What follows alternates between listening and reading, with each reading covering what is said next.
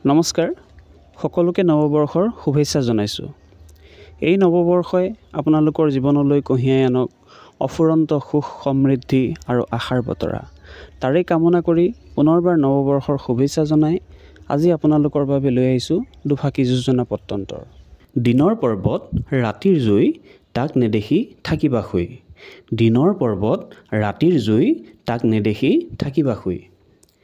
দিনৰ পৰ্বত আৰু ৰাতিৰ জুই বহু দূৰৈত থাকিলেও ওচৰতেই থকা যেন লাগে, কিন্তু ওচৰলৈ গৈ থাকিলে বাটৰ শেষ নহয়।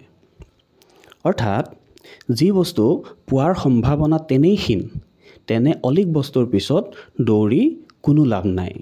তেনে ক্ষেত্ৰতেই এই যোজনা প্ৰত্যন্তৰ ফাঁকি ব্যৱহাৰ কৰা হৈছে। দ্বিতীয় ফাঁকি যোজনা প্ৰত্যন্তৰ হৈছে থাকি গৰু নাবাই হাল হোৱাতকৈ নোহোৱাই ভাল। থাকি গৰু নাবাই হাল হোৱাতকৈ নোহোৱাই ভাল। যি বলদ গৰু ঘৰত পুহি ৰাখি হালত ব্যৱহাৰ কৰা নহয়, তেনে বলদ গৰু গোহালি শুৱনি কৰি ৰখাৰ কোনো মূল্য নাই। ঠিক তেনেধৰণেই যি বস্তু মুঠেই কামত নালাগে, তেনে বস্তু শোভা বৰ্ধনৰ বাবে ৰখাটো নিৰৰ্থক।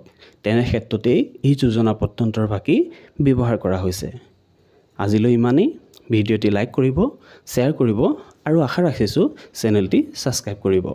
ধন্যবাদ।